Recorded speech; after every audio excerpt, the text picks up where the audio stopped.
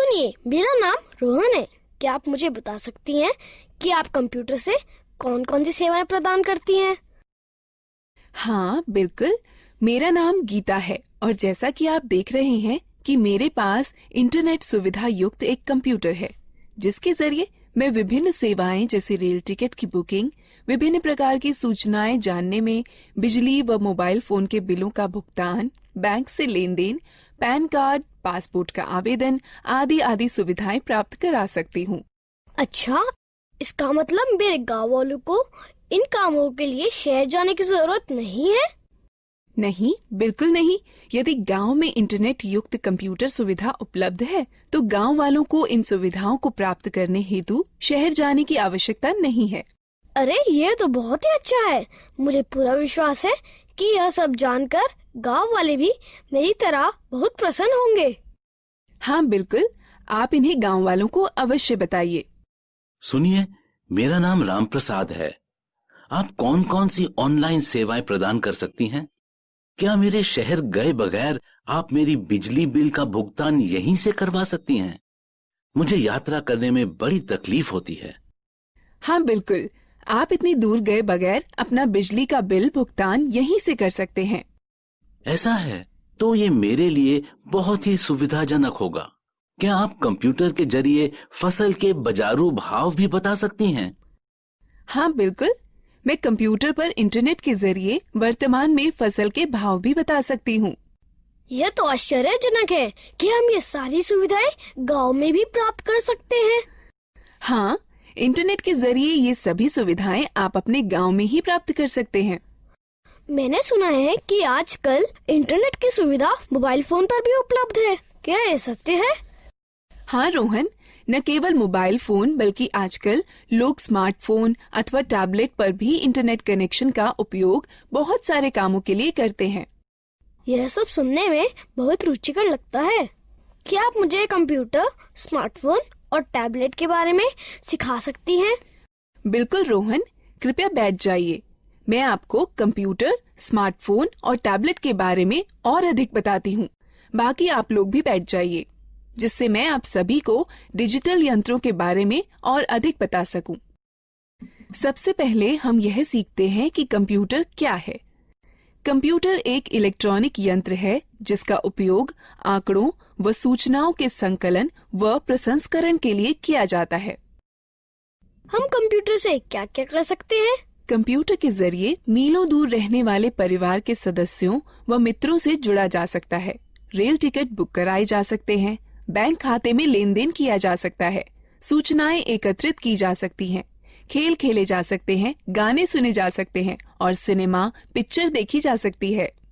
अब हम कंप्यूटर व उसके विभिन्न हिस्सों के बारे में सीखते हैं। स्क्रीन पर दिखने वाले सभी आइकन्स सॉफ्टवेयर होते हैं? हाँ रोहन, सॉफ्टवेयर कंप्यूटर में प्रोग्राम होते हैं जिनसे हम भांति भांति के काम करते हैं। अब हमें विभिन्न उपकरणों के विषय में जानना चाहिए जिनसे कंप्यूटर बनता है। कंप्यूटर के 3 अंग होते हैं। पहला इनपुट डिवाइस, दूसरा प्रोसेसिंग डिवाइस, तीसरा आउटपुट डिवाइस। जैसे एक ट्रैक्टर को चलने के लिए डीजल अथवा पेट्रोल की आवश्यकता होती है, ठीक उसी तरह कंप्यूटर में डाटा भरने, निर्देश अथवा सूचनाएं संकलित कर विभिन्न कार्य करने के लिए उपकरणों की आवश्यकता होती है। इन चित्रों को देखो, ये कुछ इनपुट डिवाइसें हैं जिनका प्रयोग कंप्यूटर में होता है। ये इनपुट डिवाइस निम्न हैं: pen drive, mouse, keyboard, CD, microphone. Keyboard और माउस प्राथमिक इनपुट डिवाइसें हैं। यह बिल्कुल टाइपराइटर के कीबोर्ड की तरह दिखता है। हाँ, इसमें कुछ अतिरिक्त बटन अवश्य है। सामान्य कीबोर्ड के बटनों के साथ इसमें कुछ अंक एवं विशेष बटन अवश्य होते हैं। क्या आप मुझे बताएंगी कि इन विशेष बटनों का प्रयोग किस लिए किया जाता है? अंक बटनों की सहायता से कैलकुलेटर की भांति कंप्यूटर में अंक भरे जाते हैं। नेविगेशनल बटन मार्गदर्शक बटन होते हैं जो मॉनिटर पर पेज देखने में सहायक होते हैं। प्रोग्राम में पेज अप बटन विषय के दिखने वाले भाग और कर्सर को स्क्रीन पर आगे बढ़ाता है। प्रोग्राम में पेज डाउन बटन विषय के दिखने वाले भाग और कर्सर को स्क्रीन पर पीछे करता है।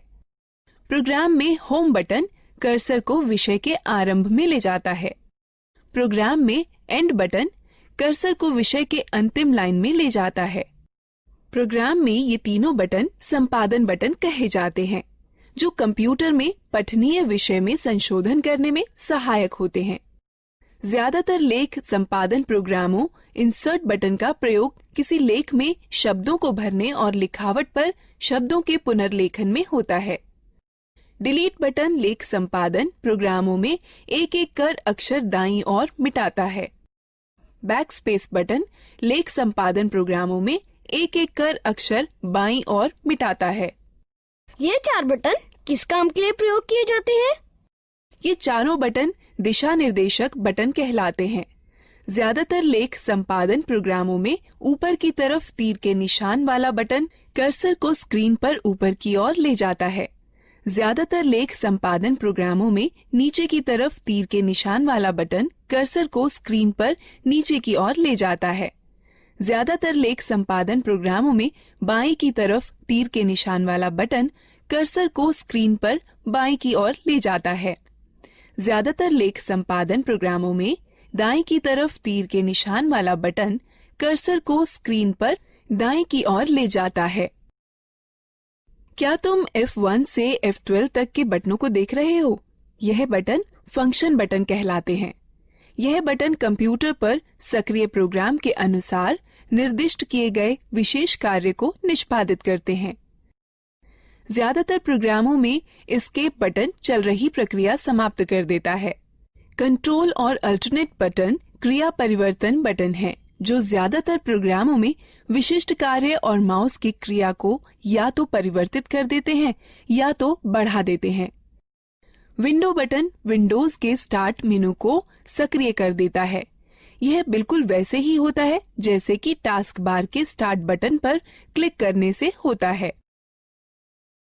अब तक हमने कीबोर्ड के विभिन्न बटनों के बारे में सीखा। अब हम माउस के बारे में सीखते हैं। माउस एक दिखाने, निर्देशन करने वाला यंत्र है, जिसका प्रयोग कंप्यूटर स्क्रीन पर दिखने वाले विषय, आइकन्स को इंगित कर उनसे परस्पर संबंध बनाने में होता है। आप देखेंगे कि जैसे ही माउस चलाया जाता है, वैसे ही माउस चलाए जाने की दिशा में एक छोटा तीर स्क्रीन पर चलता है। इस तीर को पॉइंटर कहते हैं। पॉइंटर की सहायता से कंप्यूटर को प्रक्रिया के लिए डाटा व निर्देश उपलब्ध कराए जा सकते हैं। माउस पर 2 बटन भी होते हैं, बायां बटन और दायां बटन। माउस के दोनों बटनों के बीच में एक घूमने वाला चक्का भी होता है, जिसकी मदद से प्रलेख या डॉक्यूमेंट और वेब पेज पर आसानी से चला जा सकता है। ये माउस द्वारा किए जा सकने वाले कुछ कार्य हैं। माउस के बाएं बटन को एक बार दबाकर स्क्रीन पर किसी प्रोग्राम को चुना जा सकता है। माउस के बाएं बटन को लगातार 2 बार बिना किसी अंतराल के दबाकर क्लिक कर किसी प्रोग्राम के अंदर प्रवेश किया जा सकता है। माउस के दाएं बटन को दबाए जाने पर इंडेक्स मेनू खुलेगा। घूमने वाला चक्का स्क्रीन पर पेज को ऊपर नीचे खिसकाने में हमारी सहायता करता है। जिस तरह दानों से भूसी निकालने या गेहूं को पीसने में ग्राइंडिंग मिल एक प्रोसेसिंग मशीन की तरह काम करती है, उसी तरह कंप्यूटर में वह यंत्र जो डाटा संग्रहण और संरक्षण को नियंत्रित करते हैं, वह प्रोसेसिंग डिवाइस कहलाते हैं। कंप्यूटर प्रोसेसर या सीपीयू प्रोसेस की जाती है, फिर कंप्यूटर की मेमोरी या आरएएम में संरक्षित की जाती है।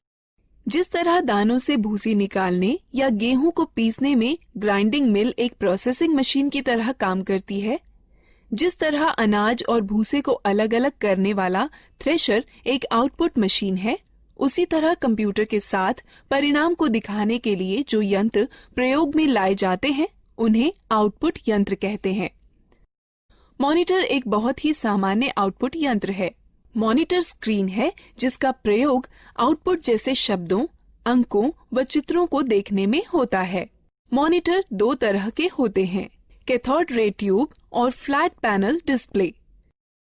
प्रिंटर कंप्यूटर से प्रसंस्कृत डाटा लेता है, जिसे सॉफ्ट कॉपी कहते हैं, और उसे छापकर निकालता है। जिसे हार्ड कॉपी कहते हैं। कंप्यूटर पर दिखने वाले किसी चित्र या लेख को सॉफ्ट कॉपी कहते हैं तथा उसी के छपे हुए को हार्ड कॉपी कहते हैं। प्रिंटर 3 तरह के होते हैं, इंकजेट प्रिंटर, लेजर प्रिंटर और डॉट मैट्रिक्स प्रिंटर। स्पीकर एक आउटपुट यंत्र जिसके द्वारा हम आवाज सुनते हैं। स्पीकर के बिना हम गाने अथवा आवाज विषयों आदि को सुन नहीं सकते। हेडफोन कंप्यूटर से आवाज आउटपुट देता है। ये स्पीकर की तरह होते हैं, किंतु इन्हें कानों पर पहना जाता है, इसलिए एक समय में केवल एक ही व्यक्ति आउटपुट सुन सकता है। प्रोजेक्टर एक आउटपुट यंत्र है जिससे किसी लेख या चित्र को समतल स्क्रीन पर दिखाया जाता है। अधिकतर प्रोजेक्टर का प्रयोग सम्मेलनों में या प्रस्तुतिकरण में होता है, जिसके द्वारा प्रदर्शित होने वाले कई लोग एक साथ देख सकते हैं। अब तक हमने कई तरह की इनपुट प्रोसेसिंग व आउटपुट डिवाइसों के बारे में जाना है। अब हम लोग मजेदार गतिविधि में भाग लेंगे। दीदी, कंप्यूटर सारा डाटा कहाँ संचित करता है? जिस तरह तुम्हारा दिमाग बहुत सी आवश्यक चीजों को याद रखने में तुम्हारी मदद करता है, उसी तरह कंप्यूटर डाटा संचित करता है, जिसे कंप्यूटर मेमोरी कहते हैं। कंप्यूटर की मेमोरी 2 तरह की होती है, प्राथमिक अथवा मुख्य मेमोरी और द्वितीयक मेमोरी। मुख्य प्राथमिक मेमोरी बहुत तेज है, इसे रैम कहते हैं। इसका अर्थ रैंडम एक्सेस मेमोरी अथवा रैम होता है। कंप्यूटर की गति रैम पर निर्भर करती है। डाटा और निर्देश मुख्य मेमोरी में संचित रहते हैं, जहां से ये प्रोसेस कर रिजल्ट प्राप्त करने के लिए सीपीयू में पुनः प्राप्त किए जा सकते हैं। रैम वह मेमोरी होती है जहां सारे प्रोग्राम संचित किए जाते हैं। कंप्यूटर की गति रैम पर निर्भर होती है। कैश मेमोरी वह मेमोरी है जो रैम का अंग होती है और प्रोसेसर के बहुत पास होती है। इसका प्रयोग प्रोसेसिंग गति को सुधारने में किया जाता है। प्राथमिक मेमोरी सीमित होती है, इसलिए असीमित डाटा को सुरक्षित करने के लिए द्वितीयक मेमोरी का प्रयोग करते हैं। चूंकि कंप्यूटर द्वितीयक मेमोरी पर सुरक्षित डाटा को सीधे प्रोसेस नहीं कर सकता, अतः प्रोसेस करने के लिए पहले रैम पर उसकी नकल तैयार की जाती है। ये कुछ डिवाइस हैं जो द्वितीयक मेमोरी की तरह कार्य करती हैं: पेन ड्राइव, हार्ड डिस्क और डीवीडी। तो एक कंप्यूटर डाटा को अपनी मेमोरी में कैसे सुरक्षित करता है? कंप्यूटर सभी सूचनाएं केवल 2 अंकों 0 और 1 में संचित करता है। एक अकेली बाइनरी डिजिट अर्थात 1 अथवा 1 0 को बिट कहते हैं। 8 बिट्स के ग्रुप को एक बाइट कहते हैं। इस सारणी को देखो, इसमें बिट्स और बाइट्स के बीच के संबंध को दिखाता है। निर्देश जो कार्य पूरा करने और हार्डवेयर को नियंत्रित करने के लिए प्रयोग किए जाते हैं, सॉफ्टवेयर कहलाते हैं। सॉफ्टवेयर प्रोग्राम्स निर्देशों का योजनाबद्ध क्रमवार समूह है जो कंप्यूटर को निर्देशित करते हैं कि क्या करना है और कैसे करना है। सॉफ्टवेयर 2 प्रकार के होते हैं, एप्लीकेशन सॉफ्टवेयर और सिस्टम सॉफ्टवेयर। एप्लीकेशन सॉफ्टवेयर वो प्रोग्राम होते हैं जो उपयोगकर्ता को कंप्यूटर में विशिष्ट कार्य को पूरा करने में मदद करते हैं। माइक्रोसॉफ्ट वर्ड और open office draw application software के उदाहरण हैं, जो प्रोग्राम कंप्यूटर हार्डवेयर से सीधे जुड़े होते हैं। सिस्टम सॉफ्टवेयर कहलाते हैं। कंप्यूटर चलाने के लिए आपको एक ऑपरेटिंग सिस्टम की आवश्यकता होती है, जो एक सिस्टम सॉफ्टवेयर है। हमारे आगे बढ़ने से पहले इस एक्टिविटी में भाग लेते हैं। गीता, ये सब रुचिकर है। मैंने पहले कभी भी कंप्यूटर नहीं चलाया है। क्या तुम मुझे बता सकती हो कि कंप्यूटर कैसे स्थापित किया जाता है और कैसे चलाया जाता है? अवश्य चाचा, मैं सब कुछ समझा दूंगी। सबसे पहले मैं आपको कंप्यूटर के विभिन्न अंगों से परिचित कराती हूँ। यह मॉनिटर है। यह टेलीविजन की तरह है और इसकी स्क्रीन पर आउटपुट देखा जाता है। यह सिस्टम बॉक्स है। इसमें सेंट्रल प्रोसेसिंग यूनिट अर्थात सीपीयू होता है। यह सीपीयू ही कंप्यूटर का मुख्य दिमाग होता है। यह कीबोर्ड और माउस हैं। यह दोनों इनपुट डिवाइस हैं, जिसके द्वारा कंप्यूटर में डाटा भरा जाता है। कंप्यूटर को जोड़ने के लिए सबसे पहले उसे मेज पर रखिए। तब सिस्टम बॉक्स के बगल में मॉनिटर रखिए। सिस्टम बॉक्स के पीछे का भाग देखिए, इसमें विभिन्न डिवाइसें जोड़ने के लिए खांचे बने हैं जिन्हें पोर्ट कहते हैं। अब इस तरह से मॉनिटर सिस्टम से जोड़ा जाता है। सिस्टम बॉक्स वीडियो पोर्ट को VGA पोर्ट कहते हैं। इससे मॉनिटर को जोड़ने वाले तार को VGA केबल कहते हैं। VGA केबल के एक सिरे को सिस्टम के VGA पोर्ट से तथा दूसरे को मॉनिटर से जोड़ा जाता है। कीबोर्ड दो प्रकार के कनेक्टर वाले होते हैं, PS2 कनेक्टर अथवा USB कनेक्टर। कीबोर्ड को कनेक्ट करने के लिए उसके कनेक्टर को सिस्टम के उपयुक्त पोर्ट में जोड़ा जाता है।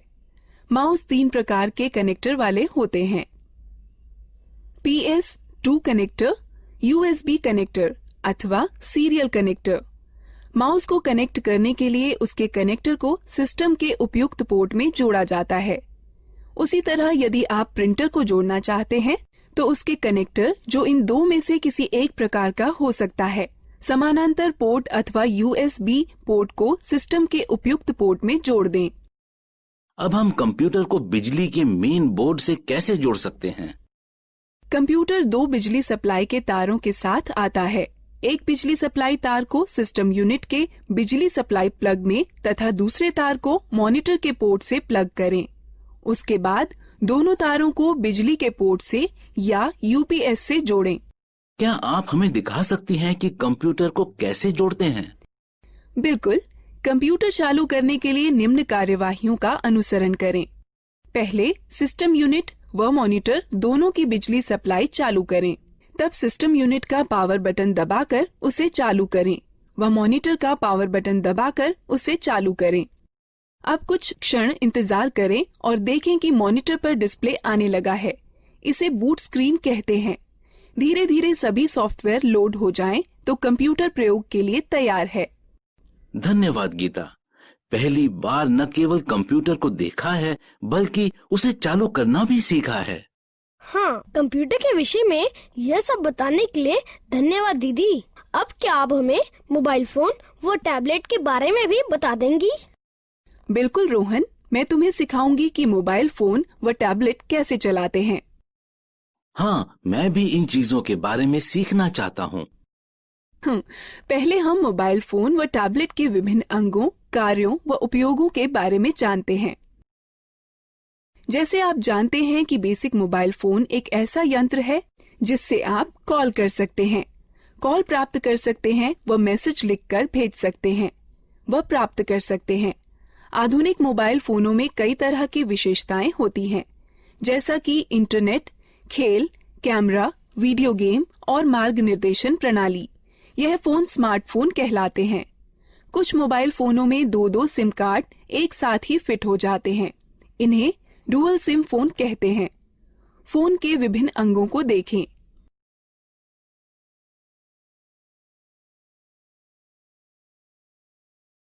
गीता, क्या तुम मुझे दिखा सकती हो कि फोन में सिम व बैटरी कैसे डालते हैं? बिल्कुल, बस निम्न प्रक्रियाओं का अनुसरण करें। पहला, फोन को स्विच ऑफ कर दें और पीछे का कवर निकाल दें। उसके बाद फोन की बैटरी निकाल दें।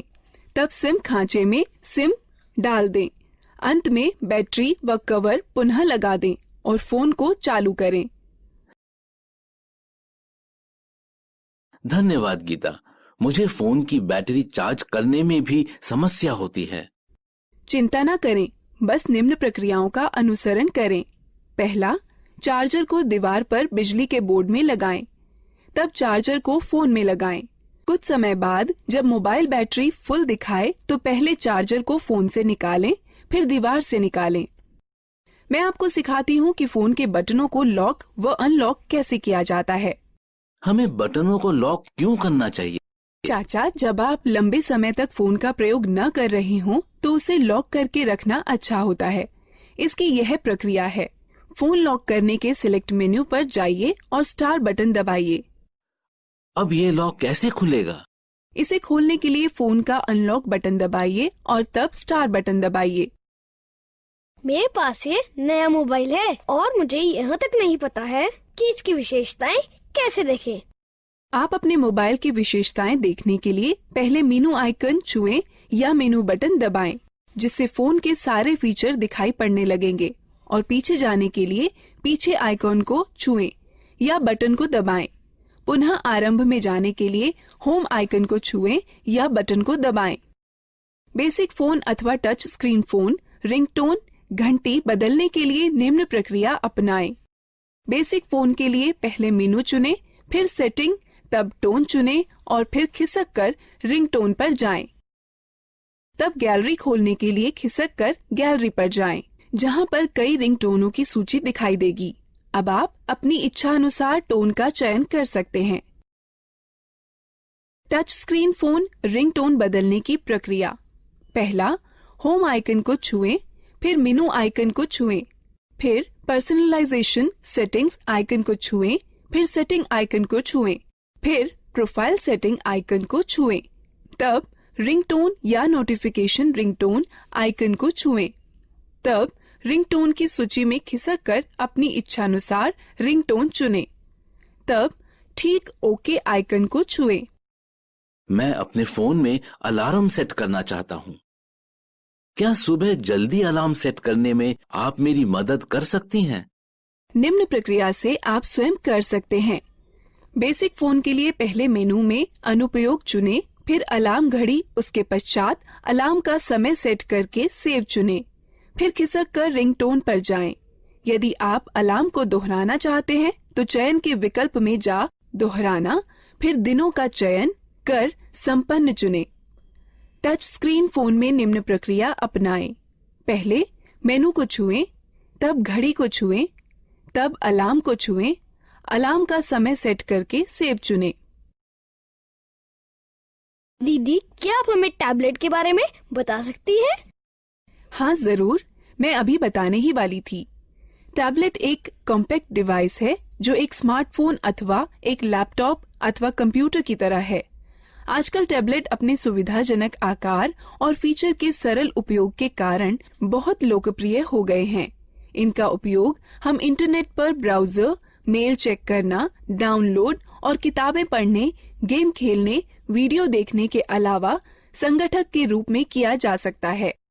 टैबलेट विभिन्न प्रकार के होते हैं। यहाँ पर कुछ हैं।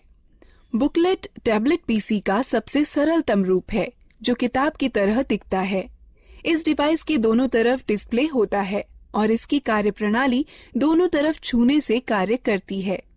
यह हस्तलेख को पहचानने वाला सॉफ्टवेयर होता है, जो तुम्हें स्क्रीन पर वैसे ही लिखने की अनुमति देता है जैसे कि आप पेपर पर लिख सकते हैं। स्लेट सबसे साधारण और सबसे ज्यादा पाया जाने वाला टैबलेट पीसी है, जो अधिकतर मनोरंजन के लिए, फिल्म देखने के लिए, इंटरनेट चलाने के लिए, वीडियो देखने, वीडियो कॉल करने और दोस्तों के साथ चैट करने के लिए प्रयोग किया जाता है। कन्वर्टेबल टैबलेट लगभग पारंपरिक लैपटॉपों की तरह के ही होते हैं। इसमें बस एक बड़ा फर्क यह होता है कि इनसे टच स्क्रीन डिस्प्ले होता है, जिसे 180 डिग्री तक घुमाया भी जा सकता है। हाइब्रिड टैबलेट में स्लेट और कन्वर्टेबल टैबलेट दोनों की सबसे अच्छी विशेषताएं सम्मिलित होती हैं। हाइब्रिड टैबलेट अलग हो सकने वाले कीबोर्ड के साथ आते हैं, जो कि दिए गए स्लॉट के जरिए स्लेट पीसी में जोड़कर टैबलेट पीसी में बदले जा सकते हैं। एक रग्ड टैबलेट उन उपयोगकर्ताओं के लिए अच्छा है जो कठिन वातावरण परिस्थितियों में कार्य करते हैं। इनके अंदर की हार्ड ड्राइव झटकों को सहन करने वाली और इनका सुरक्षात्मक कवच इन्हें काफी टिकाऊ बनाता है।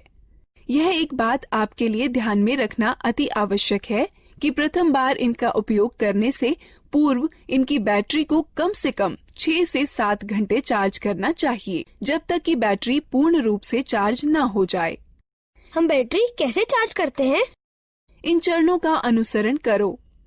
पहला, केबल को चार्जिंग हेड में लगाएं और प्लग को स्टैंडर्ड एसी पावर में लगा दें।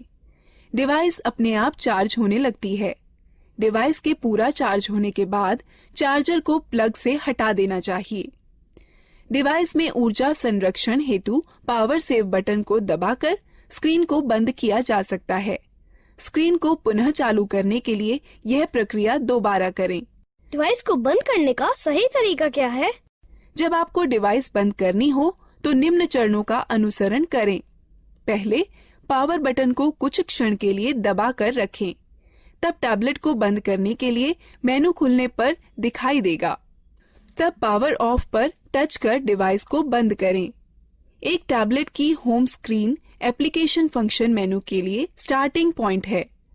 आप अपनी होम स्क्रीन को एप्लीकेशन आइकन्स शॉर्टकट फोल्डर को जोड़ करके कस्टमाइज कर सकते हैं। अतिरिक्त डिस्प्ले स्क्रीन के लिए स्क्रीन को दाएं अथवा बाएं खिसकाएं। तो तुमने सीखा कि कैसे लैपटॉप, कंप्यूटर, मोबाइल फोन और टैबलेट को इस्तेमाल करते हैं।